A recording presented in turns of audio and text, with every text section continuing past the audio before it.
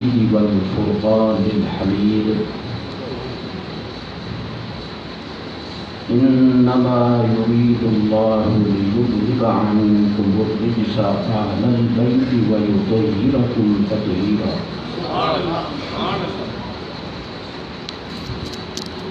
وقال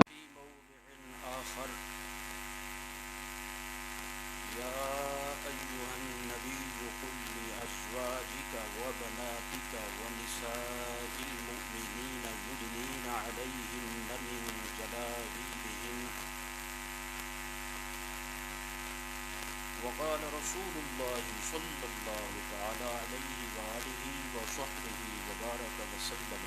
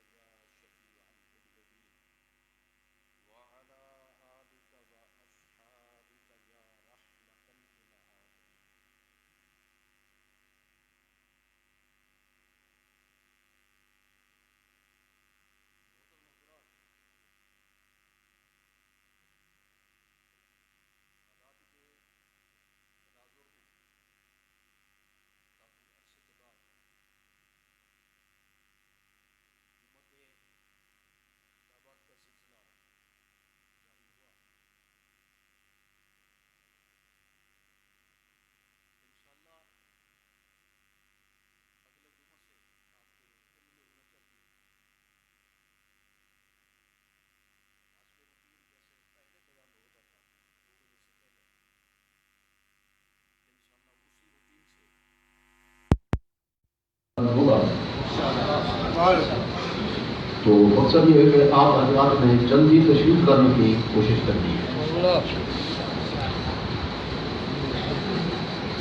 آج تھوڑے سے وقت میں ایک مختصر سی بات کرنی ہے.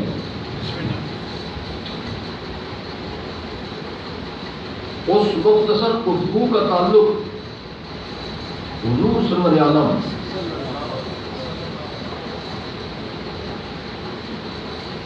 صلی اللہ تعالی علیہ وآلہ وصحبہ وبارک وسلم کی سب سے بڑی شان والی شہزادی حضرت سیدہ طیبہ طاہرہ سیدہ زہرا بتول صلوات اللہ وسلامہ علی ابیہا و بہ علیہا.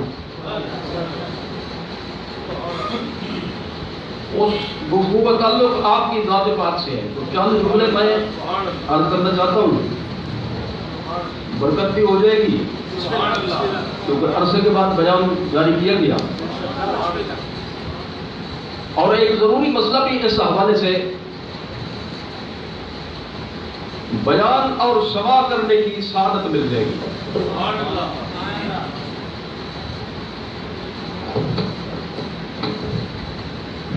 سب سے پہلی بات تو یہ سماعت فرمائے کہ حضور سرور عالم صلی اللہ تعالیٰ علیہ وآلہ وصحبہ مبارک وسلم کی 4 شہزادیاں ہیں. حضرت سیدہ زینب رضی اللہ تعالیٰ عنہ, حضرت سیدہ رقیہ رضی اللہ عنہ، حضرت سیدہ ام کلثوم رضی اللہ تعالی عنہ، اور حضرت سیدہ زہرا بتول رضی اللہ تعالی عنہ، حضور کی 4 شہزادیاں ہیں۔ قرآن سے ثابت، احادیث طیبہ ہمہ قسم، مرفوعہ، موقوفہ، مقطوعہ اور صحیحہ کثیرہ پورا انبار موجود ہے، اور ائمہ اہل بیت کی تصریحات کہ حضور سرور عالم صلی اللہ تعالی علیہ وسلم کی 4 شہزادیاں ہیں۔ دوسری بات یہ سماعت فرمائیں کہ ضروری نہیں ہوتا کہ بہن بھائی رتبے میں برابر ہوں، ایک ہی ماں باپ کی اولاد ہوتے ہیں لیکن رتبہ ان کا ایک نہیں ہوتا، ان کے اوصاف ایک جیسے نہیں ہوتے۔ اس اصول کے پیش نظر حضور کی شہزادیوں میں سب سے افضل جو ہیں وہ حضرت سیدہ زہرا بتول ہیں۔ اس کو یوں سمجھنا کہ حضرت مولا علی کے اور بھائی بھی ہیں اور جلیل القدر صحابہ کرام میں شامل ہیں، مثلاً حضرت جعفر طیار رضی اللہ تعالیٰ عنہ، لیکن مولا علی کے رتبے کے تو نہیں ہیں۔ تو معلومات یہ بحث ایک مستقل بحث ہے کہ رتبے کا برابر ہونا ضروری نہیں۔ اس میں جو حضرت سیدہ کے افضل ہونے کا نقطہ ہے تو بہت نکات، میں اس وقت صرف ایک مختصر نقطہ جو عرض کرنا چاہتا ہوں وہ یہ ہے، رتبہ بنتا ہے حضور کی نسبت سے، حضور کے زیادہ قرب سے، اور رسول اللہ صلی اللہ علیہ وسلم کے دامن پاک کی ظاہری ایمان کے بعد ظاہری نسبت جتنا زیادہ ہوگی رتبہ اتنا زیادہ ہوگا۔ تو حضرت سیدہ کے رتبے کے سب سے اونچے ہونے کا ایک بنیادی نقطہ یہ ہے کہ باقی شہزادیاں پہلے وفات پا گئیں کافی عرصہ پہلے، آخر دم تک جنہوں نے حضور کی زیارت کی، رسول اللہ صلی اللہ علیہ وسلم کی صحبت پاک کی برکتیں لیں، اور حضور کے وصال کے بعد بھی 6 ماہ تک اس دنیا میں تشریف فرما رہی، وہ حضرت سیدہ زہرا بتول ہے رضی اللہ تعالیٰ عنہ۔ اس بات کا سماعت فرما لینے کے بعد میں حضرت سیدہ کے حوالے سے ایک جملہ کافی سمجھتا ہوں، ان کے رتبہ اور مقام کے حوالے سے ان سے پوچھتے ہیں جنہوں نے ان کو قرب قریب سے دیکھا نہیں بلکہ ماں کی حیثیت رکھتی ہیں، حقیقی معنی میں ام المومنین ہے، حضرت عائشہ صدیقہ بنت صدیق رضی اللہ تعالیٰ عنہ، زوجہ نبی صلی اللہ علیہ وسلم ہونے کی نسبت سے ام المومنین۔ تو سیدہ زہرا بتول اس حوالے سے بیٹی ہوئی حضرت عائشہ صدیقہ کی، اور گھر بھی دیوار بائی دیوار، یہ جو روضہ اقدس ہے سرکار کا جالی مبارک ہے، اسی کے ایریے کے اندر سیدہ عائشہ صدیقہ کی رہائش تھی، اور اسی کے اندر ایریے میں حضرت سیدہ زہرا کی رہائش تھی۔ یوں سمجھے کہ دیوار کا فرق تھا، صبح شام 24 گھنٹے اکٹھے۔ تو ام المومنین کی شہادت سے بڑھ کر کوئی گواہی نہیں ہو سکتی۔ آپ کیا فرماتی ہیں؟ ما رأیتو، یہ کوئی دوڑا یا مصرع ہوتا تو سب لوٹ پوٹ ہو جاتے ہیں، میں مدینے کا دوڑا پڑھ رہا ہوں، حدیث کا دوڑا پڑھ رہا ہوں، اور میرا قول نہیں، آپ کا نہیں، عام بندے کا نہیں، ام المومنین کا قول ہے، عائشہ صدیقہ کا ارشاد ہے۔ کیا فرماتی ہے؟ ما رأیتو احدا اشبہ برسول اللہ صلی اللہ علیہ وسلم دلا ولا ہدیا ولا سمتا من فاطمہ رضی اللہ تعالی عنہا۔ میں دلن، ہدین اور سمتن کی لغوی بحث میں پڑ جاؤں ٹائم لگے گا، خلاصہ نہ اس کا نکال لیں۔ سبحان اللہ جی، سبحان اللہ۔ ام المومنین یہ فرمانا چاہتی ہیں کہ میں نے سب کو دیکھا، سبحان اللہ، خواتین میں سب کو دیکھا، حضور کے خاندان میں سب کو دیکھا، حضور کی آل میں سب کو دیکھا، لیکن شکل و شباہت میں، آپ کی خاموشی بھی سبحان اللہ، شکل و شباہت میں، سیرت میں، بیٹی تو تھی ہی، صورت میں،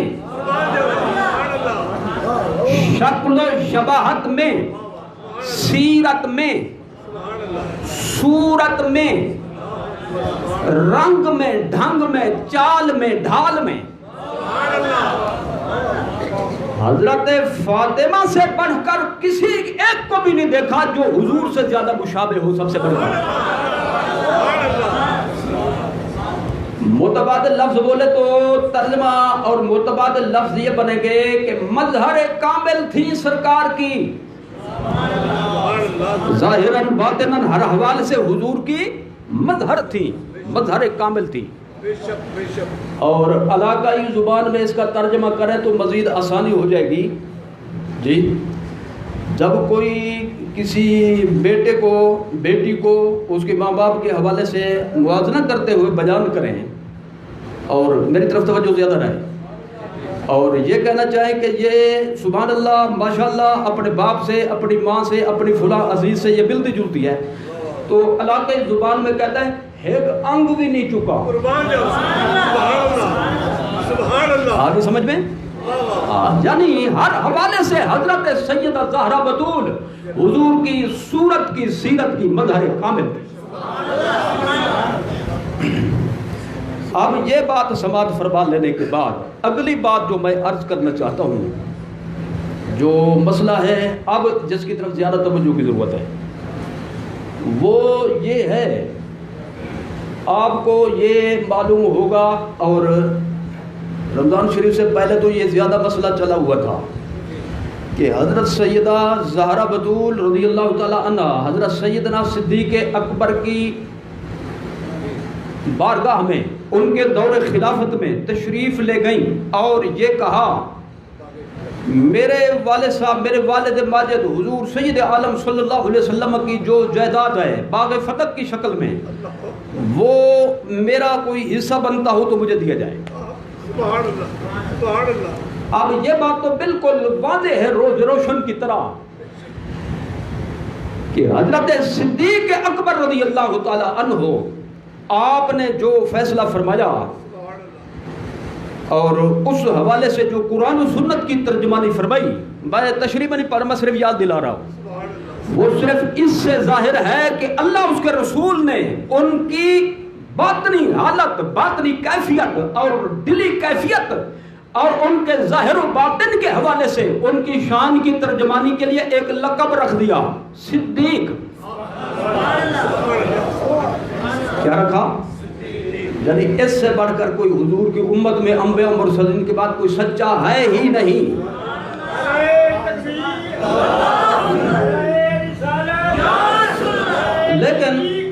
لیکن لوگوں نے اس کو اپنے اپنے رنگ میں بیان کیا، اور آئینے میں اپنی ہی شکل نظر آتی ہے۔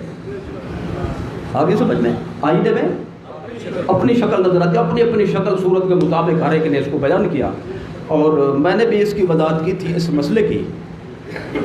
ایک مولانا نے اسی تناظر میں، وہ مولانا ہماری جماعت کے ہیں، اہل سنت و جماعت کے ہیں، میں یہ بھی واضح کر دوں، کوئی یہ نہ کہے کہ بھی پتہ نہیں یہ آج یہ کیا بیان کس کے خلاف ہو رہا ہے، خلاف نہیں کر رہا میں ایک وضاحت کر رہا ہوں مسئلے کی، اور وہ مسئلہ ایمان کا ہے۔ جی ایمان کا ہے تو بول رہے، وہ مسئلہ ایمان کا ہے۔ انہوں نے یہ کہہ دیا، مولانا ڈاکٹر محمد اشرف آصف جلالی صاحب نے، مشہور شخصیت ہے، کہ حضرت سیدہ زہرا بتول نے جب مطالبہ کیا حضرت ابو بکر صدیق سے کہ باغ فتح کے حوالے سے مجھے میرا ورثہ دیا جائے، تو وہ اس مطالبے کے وقت خطا پر تھی، مانگ رہی تھی جب تو وہ خطا پر تھی، یعنی یہ لفظ انہوں نے بول دیا۔ مطلب یہ ہے کہ ان کا مطالبہ صحیح نہ تھا اور نیت ان کی بھی خراب نہیں ہوگی انشاءاللہ. سنی گستاخی نہیں کر سکتا. وہ یہ کہنا چاہتے ہیں شاید کہ حضور کا یہ فرمان موجود تھا کہ ہماری جائیداد میں ورثہ چلتا ہی نہیں. تو جب ادھر حضور کا فرمان موجود ہے تو اس تناظر میں وہ یہ لفظ بول گئے سب کا دل لسانی صحیح ہے جیسے بھی. تو جب ان کو کہا گیا کہ آپ نے پھر بھی مسئلے کی وضاحت میں یہ لفظ غلط بولے ہیں، ہمارے سب سنیوں نے احتجاج کیا، ہم نے بھی احتجاج کیا، آپ یہ لفظ واپس لیں، رجوع کریں اور توبہ کریں. یہ لفظ حضرت سیدہ کی شان کے مطابق نہیں. تو اب میں اسی کی وضاحت کرنا چاہتا ہوں. وہ یہ کہہ رہے ہیں کہ میں نے یہ بات خود نہیں کہی، یہ بات حضرت قبلہ عالم حضرت پیر میر علی شاہ صاحب رحمۃ اللہ علیہ نے بھی لکھی ہے. وہ یہ کہہ رہے ہیں، میں بالکل مختصر بات عرض کرتا ہوں. میں کہتا ہوں کہ حضرت قبلہ عالم پیر میر علی شاہ صاحب رحمۃ اللہ تعالی علیہ نے اس حوالے سے خطا پر تھی اپنی کسی کتاب میں بھی ایک لفظ بھی نہیں لکھا.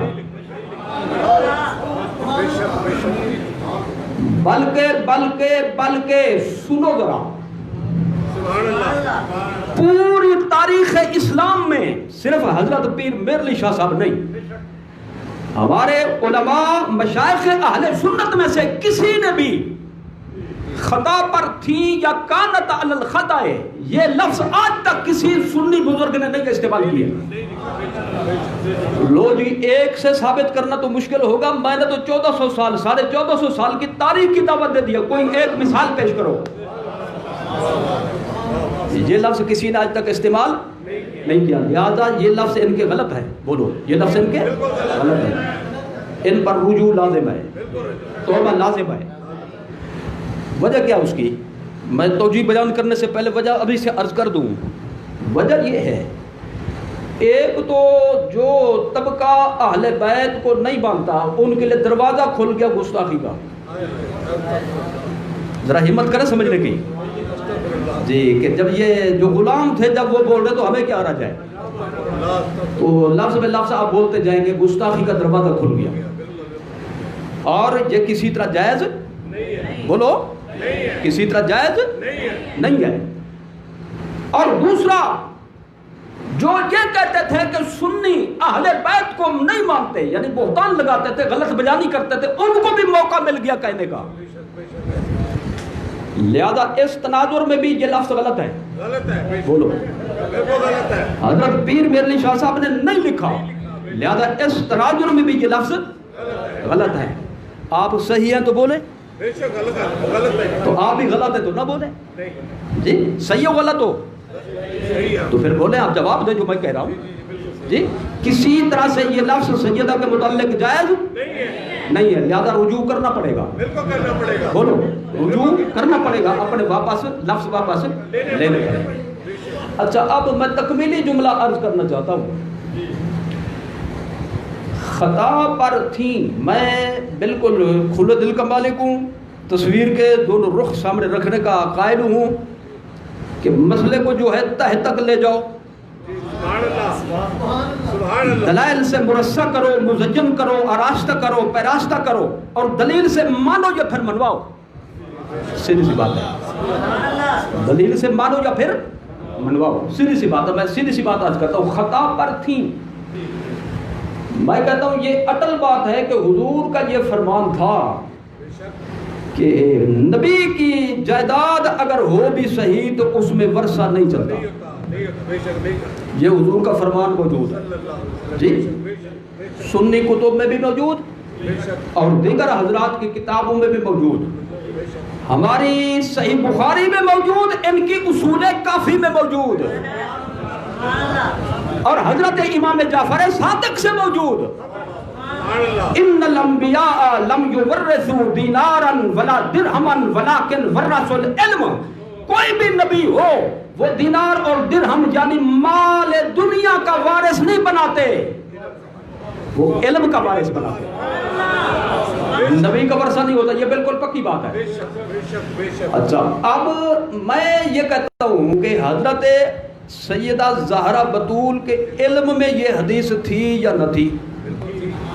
میں اختیار دے رہا ہوں جی۔ بعض اوقات یہ ہوتا ہے کہ ایک حدیث کسی کو نہیں پہنچتی، یہ ہو سکتا ہے بالکل، ایک صحابی کو پہنچے دوسرے کو نہ پہنچے، کیونکہ یہ ضروری نہیں کہ حضور جب کوئی فرمائے کچھ تو سارے صحابہ موجود ہوں، ٹھیک ہے، کچھ کو پہنچتے تھی کچھ کو۔ اور میں گھر کی بات بتاؤں، رسول اللہ صلی اللہ علیہ وسلم نے معراج کی رات حضور نے اپنے رب کو دیکھا جانتے ہوئے، لیکن حضرت عائشہ صدیقہ کو یہ حدیث نہیں پہنچی۔ لو جی، میں اسی گھر کی بات کر لوں تو یہ کوئی عیب کی بات نہیں، کیونکہ حضور نے یہ بات فرمائی تھی باہر، جو پردے میں تھی انہوں نے سنا ہی نہیں۔ تو یہ ہو سکتا ہے کہ ایک حدیث کسی کو نہ پہنچے دوسرے صحابی کو پہنچے، یہ کوئی عیب کی بات نہیں ہے۔ تو میں کہتا ہوں کھلے دل سے سوچو، یا تو یہ ہوگا کہ حضرت سیدہ زہرا بطول کو اس حدیث کا علم ہوگا، یعنی ان کو یہ حدیث پہنچی تھی، یا یہ کہ نہیں پہنچی تھی۔ اگر نہ پہنچی ہو تو انہوں نے تو بھائی مسئلہ پوچھا، اور مسئلہ پوچھنا خطا تھوڑی ہے، ہمت کرو۔ اللہ خود فرماتا ہے قرآن میں فَاسْأَلُوا أَهْلَ الذِّكْرِ إِن كُنتُمْ لَا تَعْلَمُونَ، جس مسئلے کا تمہیں پتہ نہ ہو پوچھ لیا کرو، ان سے پوچھا کرو جن کو پتہ ہو۔ میں نے بالکل کھول کر بات کر دی۔ اگر حدیث نہیں پہنچی تھی پھر انہوں نے یہ مسئلہ پوچھا تو بھی غلطی نہیں کی، کیونکہ مسئلہ پوچھنا تو ضروری ہے۔ خطا پر تھی، کیوں تھی؟ انہوں نے تو فرض پورا کیا۔ اور دوسری بات کہ اگر یہ کہا جائے علم میں یہ حدیث تھی اور میں اسی کا قائل ہوں تھی، یعنی مجھے جو دلائل تحقیق پہنچے وہ یہی ہے کہ علم میں کوئی کمی نہ تھی، یہ مسئلہ بھی سیدہ زہرا بطول کے علم میں تھا کہ حضور یہ فرما چکے ہیں کہ نبی کا ورثہ نہیں ہوتا، دنیاوی ورثہ نہیں ہوتا، ان کو پتہ تھا، پوری خبر تھی۔ اور بھائی دیکھیے، میں اس کی بھی سیدھی سی بات عرض کرتا ہوں، کسی حدیث میں نہیں کہ حضور نے وصیت فرمائی ہو کہ میرے وصال کے بعد یہ جائیداد سیدہ کو دے دی جائے، تو وصیت کے حوالے سے نہیں بنتی۔ کسی حدیث سے ثابت نہیں کہ رسول اللہ صلی اللہ علیہ وسلم نے اپنی حیات طیبہ ظاہرہ میں یہ باغ یا جو بھی جائیداد تھی ان کے ملک کر دیا ہو، ہیبہ کر دیا ہو، ہیبہ بھی ثابت نہیں، وصیت بھی ثابت نہیں، اور ورثہ تو ملتا ہی نہیں، ورثہ تو نبی کا ہوتا ہی نہیں جی، ورثہ تو نبی کا دنیاوی ورثہ، تو اس لیے کسی طرح سے نہیں بنتی تھی۔ تو اب آپ کہیں گے علم بھی تھا کہ میرا کوئی اس میں حصہ نہیں بنتا، اور پھر پوچھنا کیوں گئی؟ یہی تو بات ہے سمجھنے کی، یہی تو نکتہ ہے سمجھنے کا۔ بعض اوقات مسئلہ پوچھا جاتا ہے اپنے لیے اور بعض اوقات پوچھا جاتا ہے دوسرے کے لیے، یعنی بعض اوقات بندہ مسئلہ پوچھتا ہے کہ اپنی تسلی کرے، علم نہیں ہے حاصل کرے، اور بعض اوقات یہ ہوتا ہے جن کو علم نہیں ان کو علم ہو جائے، جن کو علم نہیں ان کو علم ہو جائے۔ میں اس کا ایک ذخیرہ پیش کرتا ہوں مثالیں کو قرآن و سنت سے۔ دیکھیں بھائی توجہ فرمائیں ذرا، جلدی جلدی میں بیان کرتا ہوں، ٹائم تھوڑا ہے۔ 15واں پارہ قرآن مجید، بولو قرآن مجید 15واں پارہ اور اس کا 3واں رکوع جی، اس میں اللہ تعالیٰ نے والدین کی خدمت کرنے کا حکم دیا۔ نیاز مند بن کر رہو، تواضع کے پر بچھا دو، اپنی جان نچھاور کرو، بوڑھے ہو جائیں جی تو اگر وہ سخت بھی بول دیں تو خوشی سے سنو، آگے زبان نہ کھولو، آخر انہوں نے بھی تو تمہاری سنی ہے، انہوں نے بھی تو تمہاری ناز برداریاں کی ہیں۔ اللہ تعالیٰ نے جب اس مسئلے کو بیان فرمایا تو امت کو مخاطب نہیں کیا، حضور کو مخاطب کیا۔ جہاں زیادہ توجہ کی ضرورت ہے توجہ کریں۔ اما یبلغن عندک الکبر احدہما او کلاہما فلا تقل لہما اف ولا تنہرہما وقل لہما قولا کریما۔ واخفض لهما جناح الذل من الرحمت وقل رب ارحمهما كما ربياني صغيرا. میرے محبوب آپ کے والدین دونوں یا ایک ان میں سے کوئی بوڑھے ہو جائیں، یوں کرو یوں کرو یوں کرو، نیاز مندی کرو، گفتگو یوں کرو، خدمت یوں کرو. میں پوچھتا ہوں جب قرآن کی اس آیت کے نزول کے وقت بلکہ حضور کے اعلان نبوت سے بھی پہلے کافی عرصہ پہلے حضور کے والدین وفات پا گئے، سمجھ نہیں آئی؟ حضور حمل شریف میں تھے، ایک روایت میں حضرت عبداللہ کا وصال ہوا، 6 سال کی عمر شریف تھی، والدہ ماجدہ کی وفات ہوئی. 40 میں سے 600 نکالے، باقی کتنے بچے؟ میرے خیال میں کافی عرصے کے بعد تقریر سن رہے ہیں نا، ذرا دماغ کمزور ہوا پڑا ہے.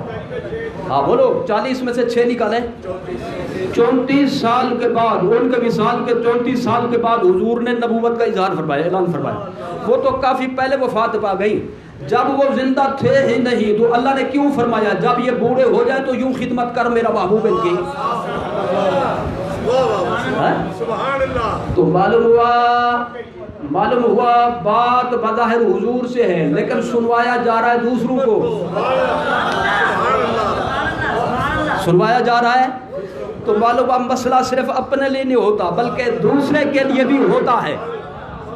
لو جی اہل بیت کی مثال بھی پیش کر دوں، قرآن کے بعد حضور کا فرمان بھی پیش کر دوں. صحیح بخاری شریف، حج کا موقع، مکہ المکرمہ کی سرزمین، جی حضور نے خطاب فرمایا، صحابہ کرام کو جمع فرمایا. صحیح بخاری، صحیح مسلم، حضور نے فرمایا دیکھو میرے غلاموں توجہ کرو، ایو بالدن ھذا، ایو شہر ھذا، ایو یوم ھذا، بتاؤ یہ کون سا دن ہے، کون سا مہینہ ہے، کون سی جگہ ہے.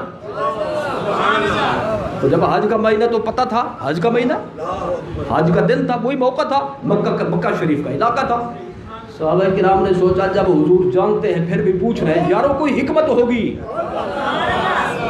حضور کوئی مسئلہ سمجھانا چاہتے ہوں گے. تو لہذا کسی نے یہ نہیں کہا کہ جب آپ کو پتہ ہے پھر کیوں پوچھتے ہو، کیونکہ یہ ادب کے خلاف ہے. کیا ہے؟ ادب کے خلاف ہے.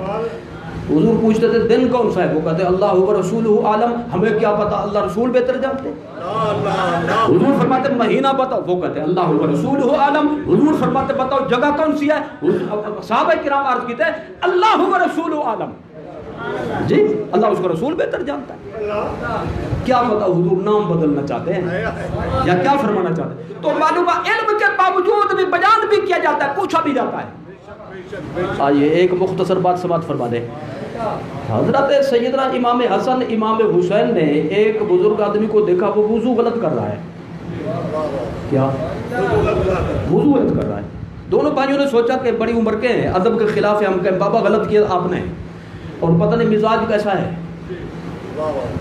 کہیں ایسا نہ ہو کبھی مسئلہ بڑھ جائے اور لینے کی بجائے دینے پڑ جائیں. تو اس لیے کوئی ایسا طریقہ اختیار کرنا چاہیے کہ مسئلہ بھی ان کو معلوم ہو جائے، ہمارا فرض بھی پورا ہو جائے اور اس سے جو نقصان ہو اس سے بھی بچ جائے. دونوں حضرات تشریف لے گئے. بابا جی میرے پترو، بابا جی آپ کی بڑی عمر ہے ماشاءاللہ، آپ بڑے نیک ہیں، متقی پارسا ہیں، یہ ہم وضو کرتے ہیں، میں کہتا ہوں میرا وضو صحیح ہے، بھائی کہتے ہیں میرا وضو صحیح ہے.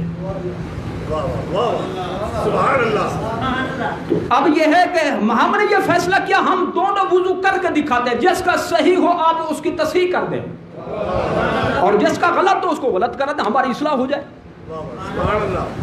بابا جی نے کہا کرو وضو.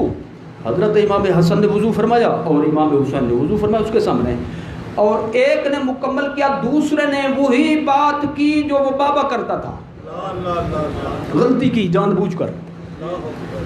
وہ کہنے لگا پترو تم پڑھنے والے نہیں ہو، پڑھانے والے ہو. میں سمجھ گیا، مجھے سمجھ، غلطی تو میری ہے لیکن قربان جاؤں تمہاری فراست پر. سمجھایا تو کس انداز سے سمجھایا. تو کبھی مسئلہ پوچھا جاتا ہے دوسرے کو سمجھانے. اب میری جو مطالعہ ہے میرا، اس کی روشنی میں اس کو یوں بیان کرتا ہوں ہمیشہ. سیدہ زہرا جانتی تھیں یہ فتنہ کھڑا ہوگا، حالانکہ حضور کا فیصلہ یوں موجود ہے اور علی کا بھی وہی فیصلہ. حسن مجتبی کا بھی وہی فیصلہ، تمام صحابہ کا بھی وہی فیصلہ، کیونکہ نبی کا جب کلمہ پڑھے فیصلہ تو ایک ہے۔ تو لہذا وہ جانتی تھی یہ فتنہ کھڑا ہوگا، صدیق اکبر کے خلاف زبان درازی ہوگی، کیوں نہ ہو کہ اس مسئلے کو میں پوچھ کر اس کی جو اصلی حیثیت ہے وہ سامنے کر دوں، تاکہ پتہ چل جائے جو صدیق کا فیصلہ ہے زہرا کا بھی وہی فیصلہ ہے۔ بس یہ بات تھی۔ خطا کہنا غلط ہے، بولو خطا کہنا غلط ہے، یہ بس اتنا تی بات سی۔ اندیشہ عجم نے جسے بڑھا دیا فقط زیب داستان کے لیے، تو ہم مولانا جلالی صاحب سے بھی کہتے ہیں کہ وہ رجوع کریں، توبہ کریں۔ سیدہ زہرا کی شان میں یہ لفظ نامناسب ہے، انتہائی نازیبہ ہے، وہ پہلی فرصت میں رجوع کریں۔ جب تک آخری لفظ سن لو، جب تک وہ رجوع نہیں کریں گے ہم ان کو دلائل ان کے سامنے رکھتے رہیں گے، کوٹا پورا کرنے کی کوشش کریں گے، اور اگر وہ کہیں میں رجوع بھی نہیں کروں گا مسئلہ بھی چلے گا، یہ نہیں چلے گا۔ میں 100 کا ایک جملہ کہتا ہوں، یہ نہیں کہ ہم تردید بند کر دیں، کیونکہ وجہ یہ ہے ہم نے کلمہ زہرا کے بابا کا پڑھا ہے۔ ذرا ہمت کر کے بولو، کلمہ زہرا کے بابا کا پڑھا ہے، اور جو فیصلہ ان کا تھا وہی فیصلہ زہرا بطول کا ہے۔ اعلیٰ حضرت نے ان کے تقدس کو بیان کرتے ہوئے سلام میں باقاعدہ ان کا ذکر رکھ دیا، قیامت تک کے لیے سلامی پیش کرنے کے لیے۔ سیدہ ظاہرہ طیبہ طاہرہ، میرے خیال میں بھول چکے ہیں کافی عرصہ ہو گیا، سیدہ ظاہرہ طیبہ طاہرہ، جان احمد کی راحت پہ لاکھوں